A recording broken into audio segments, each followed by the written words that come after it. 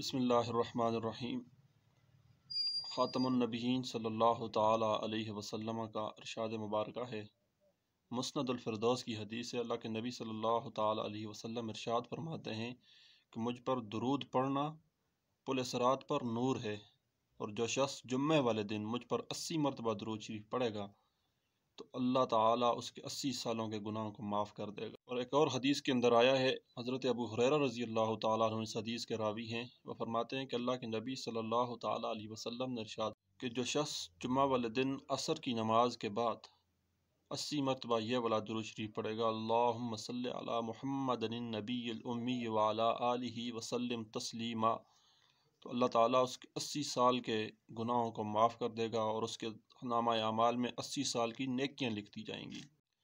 جمعہ والے دن ہمیں کثرت کے ساتھ اللہ کے نبی صلی اللہ تعالیٰ علیہ وسلم پر درود شریف بھیجنا چاہیے۔ ایک حدیث کا مفہوم، نبی صلی اللہ تعالیٰ علیہ وسلم نے فرمایا، من صلی علی عند قبری فسمعتہ ومن صلی علی ناہیا فابلغتہ وفی روایت فاعلمتہ، کہ اللہ کے نبی صلی اللہ علیہ وسلم نے فرمایا کہ جو شخص مجھ پر درود میرے روضے کے قریب سے بھیجتا ہے تو میں خود اس کے درود کو سنتا ہوں، اور جو شخص دور سے مجھ پر درود بھیجتا ہے تو اللہ تعالیٰ نے فرشتے مقرر کیے ہوئے ہیں، وہ مجھ تک اس کے درود کو پہنچاتے ہیں اور مجھ پر پیش کیا جاتا ہے یہ درود۔ اور محدثین کرام نے تو یہاں تک لکھا ہے کہ کوئی بندہ اللہ کے نبی صلی اللہ تعالیٰ علیہ وسلم کی ذات مبارکہ پر درود بھیجتا ہے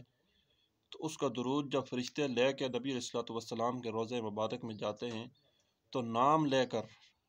اس نبی علیہ الصلوۃ والسلام کے پاس پیش کیا جاتا ہے کہ یا رسول اللہ، آپ کے فلاں امتی نے، فلاں بن فلاں نے آپ پر درود بھیجا ہے۔ خیال میں باقی تمام کی تمام فضیلت درود مبارکہ کی ایک طرف رکھ دی جائیں، صرف اتنی سی فضیلت اس کی کافی ہے کہ اللہ کے نبی صلی اللہ تعالیٰ علیہ وسلم پر جب ہم درود بھیجتے ہیں تو وہ درود جب حضور کے سامنے پیش ہوتا ہے تو حضور کے سامنے